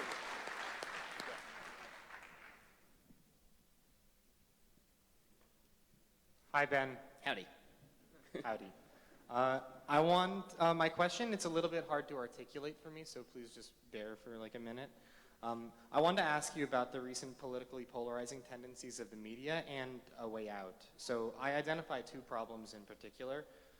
It seems the American news media has evolved to I guess, promote sensationalism and intolerance toward other political views.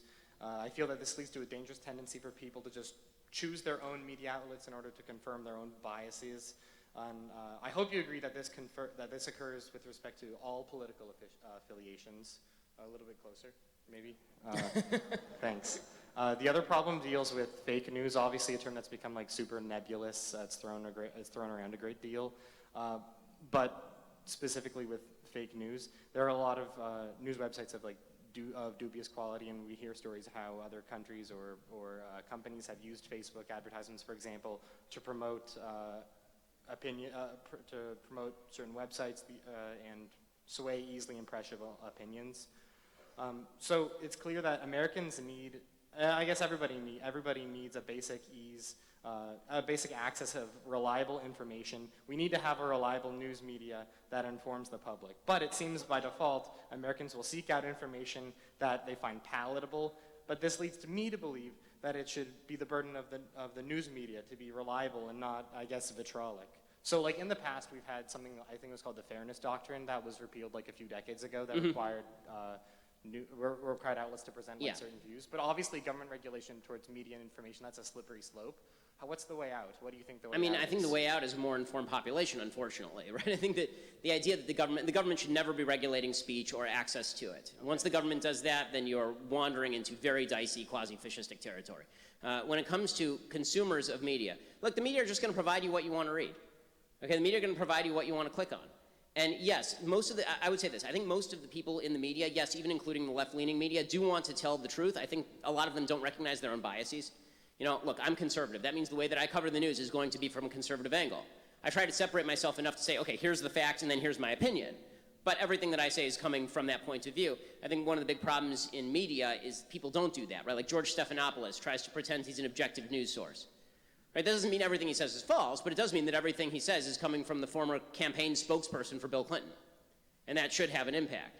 So that means it's up to us to look at a variety of news sources. I recommend this all the time, right? Don't just listen to my podcast, go listen to Pod Save America. Don't just read Daily Wire, go over and check out Huffington Post. Make sure that you're reading a variety of news sources. If you actually want to tell what the facts are, the best way to do it is to read two opposing websites or two opposing outlets, and think of them as lines that intersect at one point, and the point at which they intersect is the factual point. And whatever those two stories have in common, you can take that as probably the grain of truth in the story.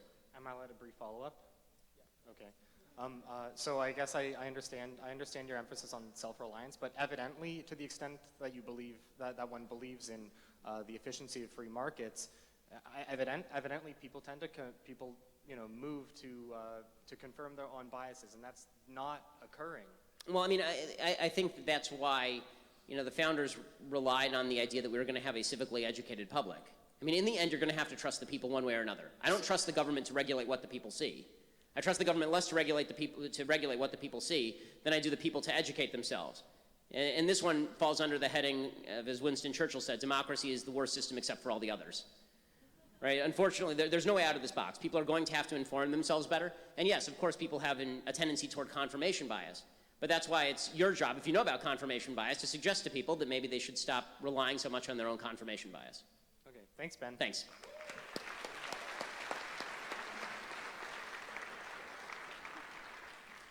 Hey Ben, my name is Rayhan, and I'm a Muslim and junior in high school, and I've been really trying to hammer in what I believe in. So I've been listening to conservatives recently, and you've been one of the main educators, so thank you for coming here. Well, thank you. So now, I think you go a bit far when you talk about inequality being one of the stupidest things to measure, because Dr. Jordan Peterson talks about the Gini coefficient. So they calculate income inequality in neighborhoods and streets, and it shows that it's an increase in crime when you see your neighbor, earning more than you. So, do you have any response to that? Yes. There's greater income inequality between Bill Gates and his neighbor than there is between anybody living in the inner city, and there's no crime in Bill Gates' neighborhood. So I would suggest that it has more to do with poverty in a neighborhood than it has to do with income inequality in a neighborhood. Okay. And I had one more question. You talk about institutional racism and how it doesn't really exist, and I don't think you've digged up enough. Have you heard of bank lending discrimination? And it's been well documented. Yes, okay, so bank lending discrimination, the idea of redlining was widely debunked in the early 2000s with regard to how banks operate. The idea that banks sit around and then they figure out, okay, there's a black guy and he has exactly the same credit score as a white guy, I'm not going to give him a loan. Banks base it on credit scores. If they didn't, they would go out of business. So a lot of this has been wildly exaggerated. Again, if you can show me a bank that actually is redlining, then they will be prosecuted under federal law. That's a violation of the Civil Rights Act of 1964. You can't discriminate even in private businesses on the basis of race. Yeah, JP Morgan Chase just had a settlement for $55 million for discriminating against Hispanics and blacks who had the same score as white people. Right, okay, so then they got punished under the law, and that's a good outcome. Okay, Again, that would be a case where I say that's a great example, singular case where somebody gets punished, they should be punished, And by the way, even if they weren't punished, let's say they weren't punished. Let's say you took my total libertarian theory, businesses should be able to do what they want. Then what you would suggest is that these people should have walked across the street to another bank that wasn't redlining them, and then they should have gotten a better loan. But wouldn't you say JP Morgan Chase isn't an institution? Well, as an institution, they did something bad, and I think that capitalism makes them go bankrupt. Right. Again, I think discriminating against clients is a very easy way for you to go bankrupt. Right. Thank you so much.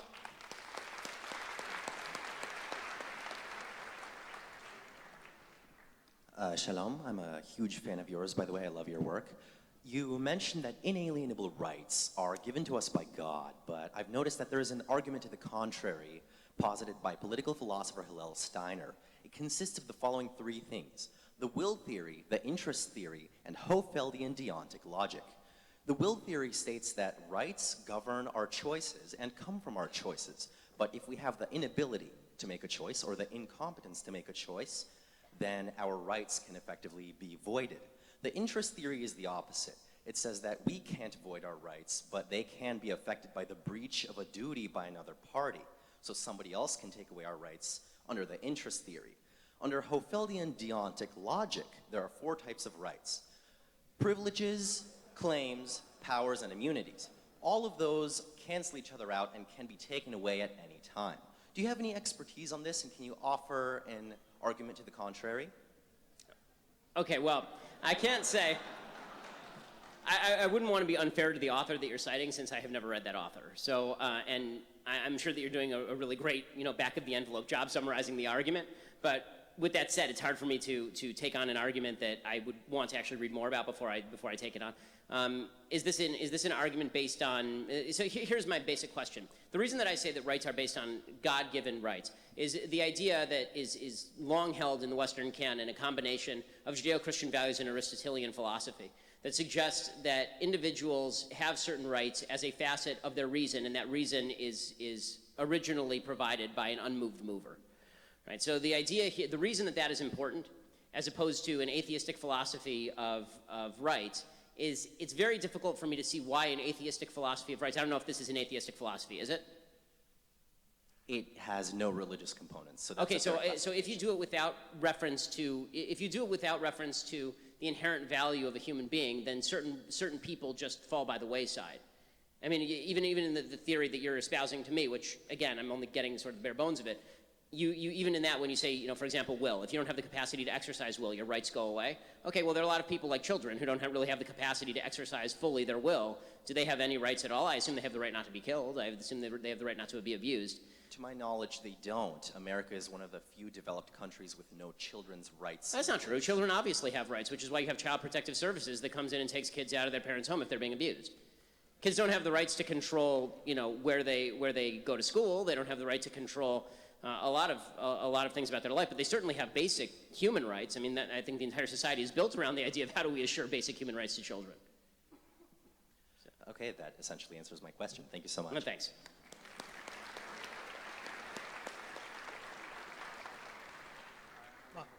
Yeah, I didn't quite follow everything, so I'm kind of trying to get up to speed with what's happening, but I wanted to thank my son. He's a senior in high school. He's the chairman of the YAF. He's sitting right over there. He is brilliant. He's the one that kind of turned me on to the podcast. I really enjoyed listening to sound speech, taking out some of the vulgarity, but... We're in a college. I mean, yeah. So nobody would understand me if I didn't drop a bullshit once in a while. Okay. So my main question was going to be the role of the church and in the founding of our nation being so great. You being Jewish, I'm a Christian. I'm a devout follower of Jesus. I was able to get to the front of the line because I told him I was liberal because I'm a follower of Jesus. And he was one of the most liberal human beings, God in the flesh, human man that ever walked the face of the earth. He helped people, all of that good stuff. So, one other thing to caveat into this, how you reconcile the role of the church and in influencing culture. Sure. And also the fact that I grew up in California. It's known to be a more liberal state of our nation. I lived in Tampa, Florida for 3.5 years, worked for Hillsborough County, and I used a whites-only bathroom while I was there in 1995. It wasn't being used as such, but I don't know if it was the coloreds or the whites, but I asked the bailiff if I needed to use the restroom. I wasn't familiar with the courthouse. He said, well, we usually use the one, there's no sign on it, go in there, 1950s fixtures or 40s. Looked across the hall, there was a men's restroom. I said, this is interesting. I grew up in California, I'm living in the South.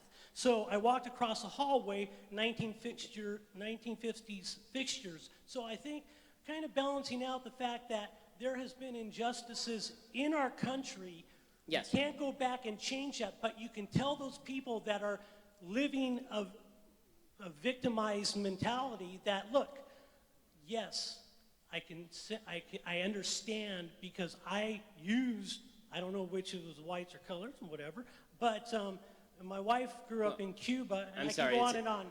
Answer the question, but I really enjoyed it, but So a couple of things. Go ahead. As far as the role of the church in American society, your first question. My basic philosophy on this is that the government exists to preserve certain basic rights, and then you have social institutions that need to provide the safety net for the rest of society. So I'm very much for a strong church in regards to communal life. I mean, I belong to a synagogue.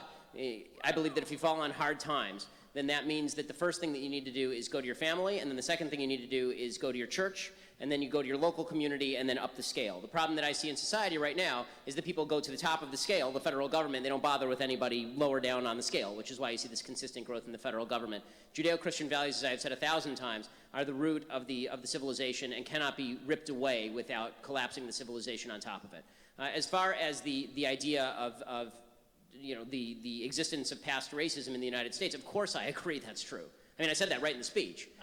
Obviously I agree that slavery and Jim Crow were some of the worst evils perpetrated by human beings. I mean, they're truly, truly evil. The question now is, we have people who are living now who have not committed those sins. Do we somehow do we punish them for the sins of their fathers, in other words? And is the best thing to do to teach an entire generation of young black people, for example, that America is inalterably racist, inalterably bigoted, and they're living in a country with such a brutal history of racism that they cannot rise, because that actually is false, backwards, and hurts them. That's my main philosophy. So you can understand when people say, listen, I mean, as a Jew, Jews have had a long history of oppression also, but that doesn't mean that I think that anybody owes me anything, and I don't think that it's appropriate to teach children that somebody owes you something as a general rule who have not done anything to you. I think that if somebody's done something to you, then they do owe you, but if they haven't done anything to you, then they don't owe you anything. And if you build a system based on you having to rectify mistakes that were made by your grandfather, we're never going to get beyond this. We're never going to get beyond this, because we all sinned against each other's grandfathers. I agree. Thank you.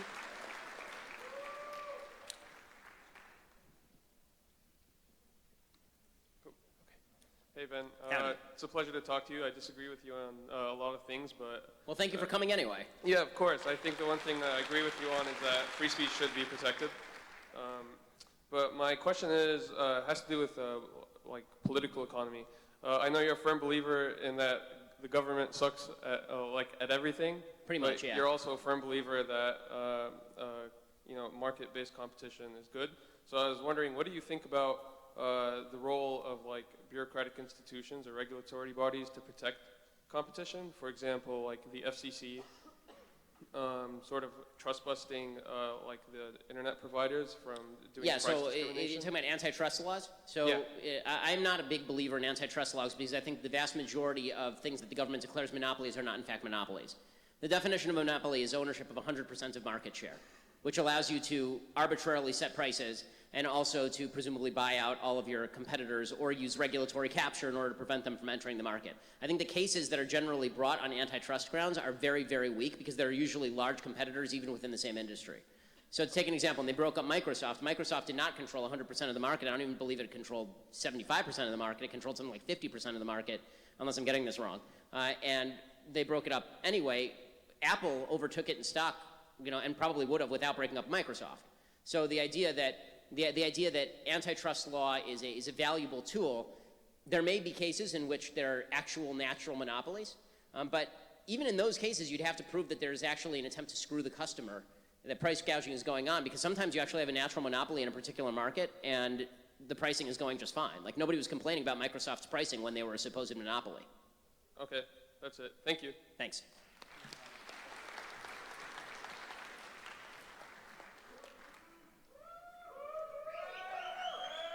What's up, Ben Shapiro? My name is Kyle Chapman, also known as Bay Stickman. How you doing, brother? I'm doing okay. How are you? Just want to let you know the Proud Boys are here. We got your back tonight, man. Well, I appreciate about 30 of us right here. We got your back, brother. Listen, I appreciate everybody having my back, and I'm very glad that the police were the only ones who had to do it, because that's their job. Absolutely, absolutely. We're going to leave it at that. Look, I just wanted to ask you a question. You talk a lot about racism. There seems to be a lot of racism directed at whites these days. There seems to be just a constant, relentless diatribe about how whites should feel guilty for who they are, about the dangers or how terrible whiteness is, and how we need to disavow our whiteness. What's your opinion on this?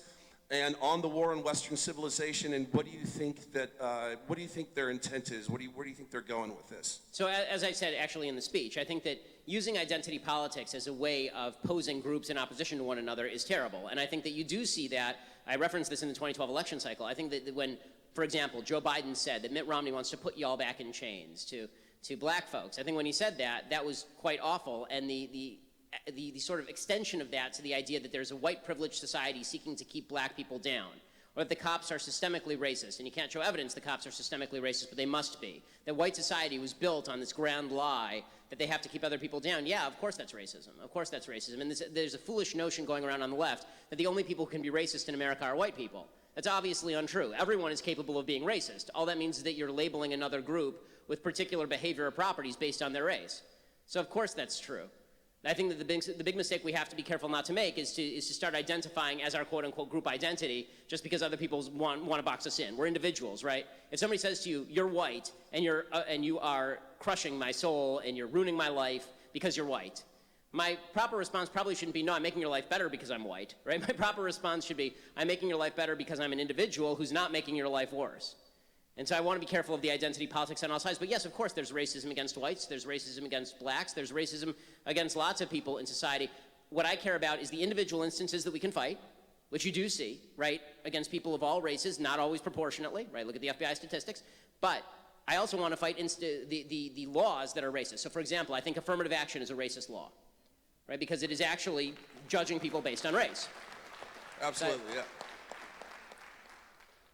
Thank you, brother. Let's hear it for Ben Shapiro!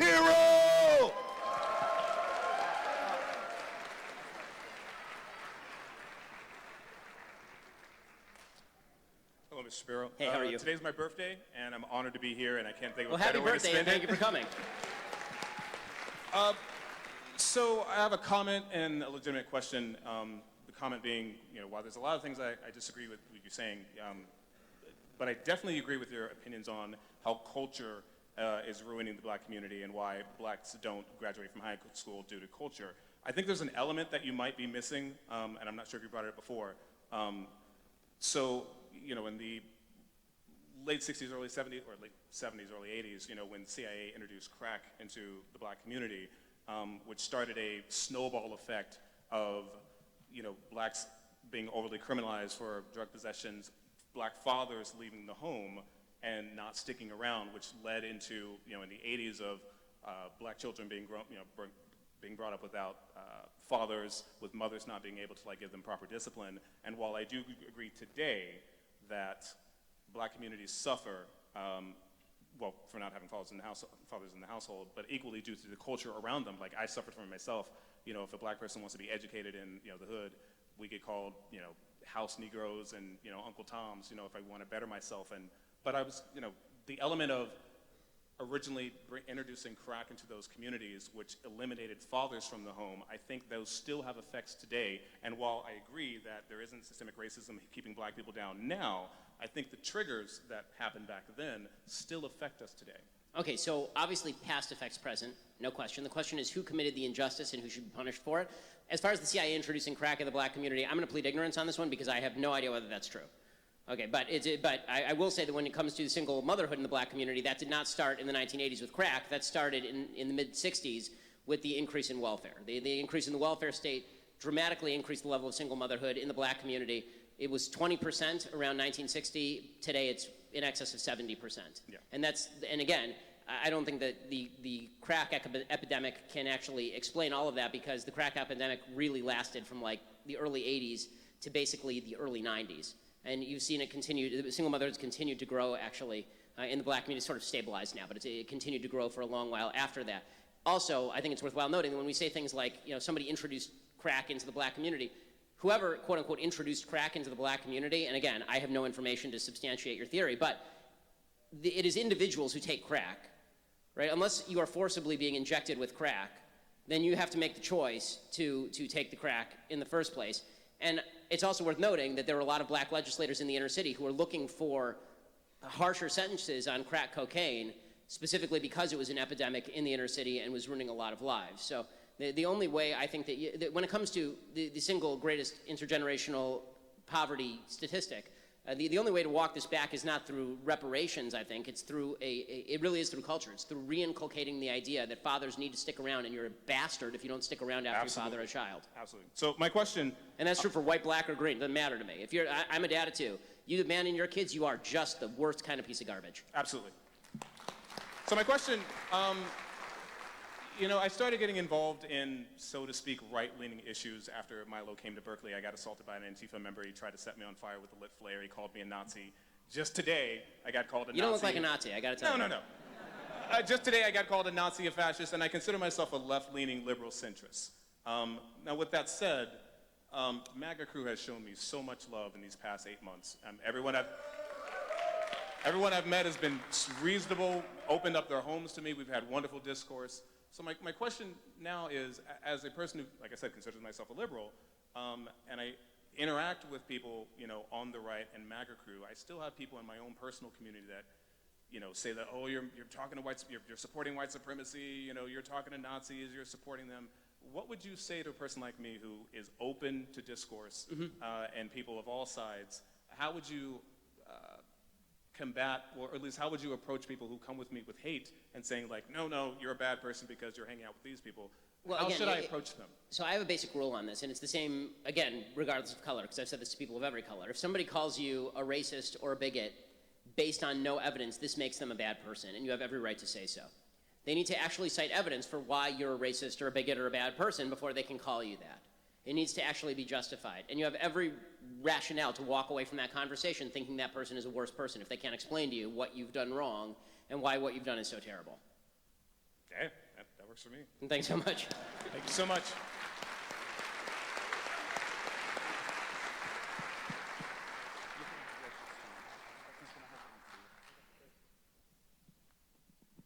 So Ben, I myself had a question. I'm a member of the Berkeley College Republicans, and I myself, this semester we're starting a new conservative newspaper at UC Berkeley. It's called the Berkeley Patriot, and we're fighting really hard for everything we stand for and for the principles that we've, known to grow in love and everything like that. My question kind of surrounds what's been going on politically. I think UC Berkeley is kind of a microcosm for the rest of the country in a lot of ways.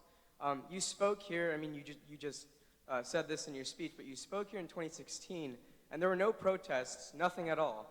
And it's just, it's crazy to me that now we have to spend hundreds of thousands of dollars to get you in a room and talk to us again.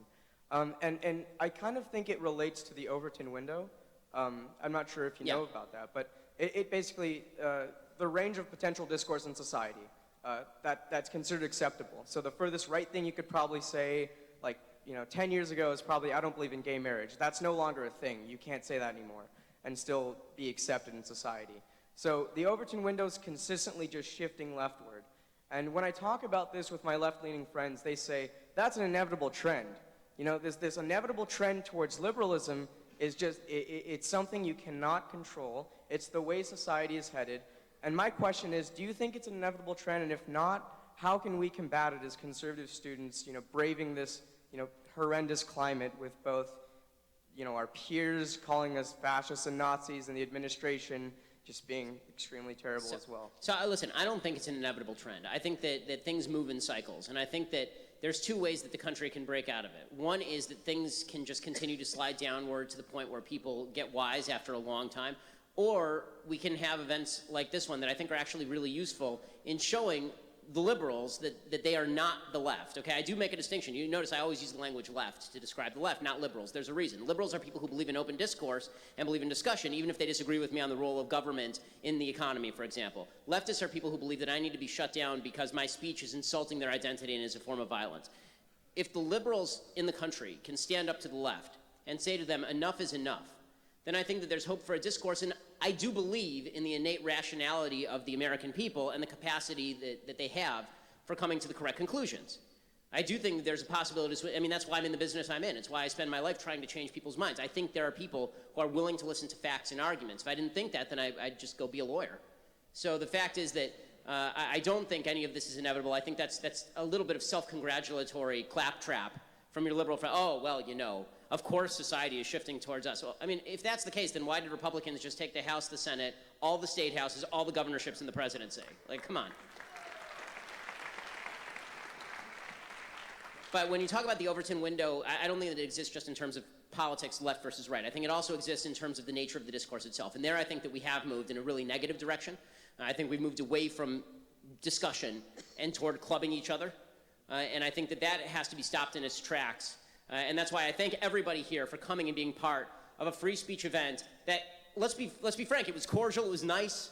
I really enjoyed hanging out with all of you, and I think that we need more of this, because if we don't have more of this, instead we're going to get more of what you were almost going to see outside if it hadn't been for the force of the police officers.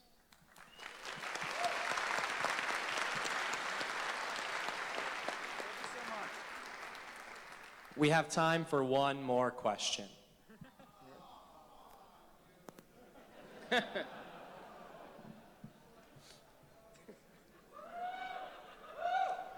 Way to make me the bad guy.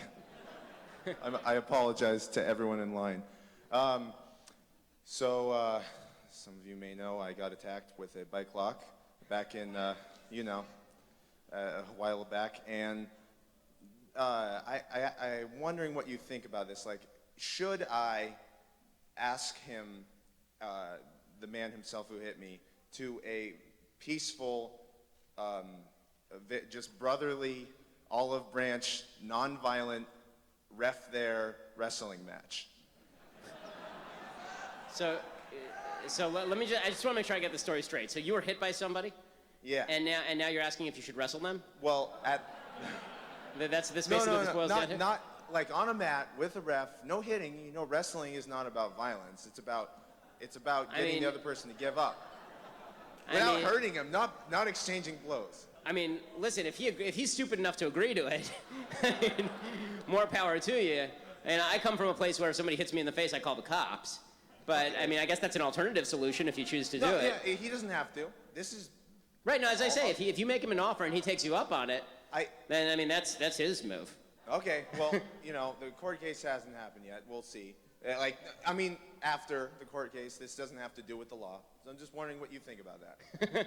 Well, is it a good idea? Again, as I say, Ben I mean, if you want, words. I'm a libertarian. If you decide to duel at 10 paces, Wow. Okay, I like that thinking. Okay, and Lauren, if you're still here, can I get your digits, please? Check me out on YouTube /EmbryBros. All right.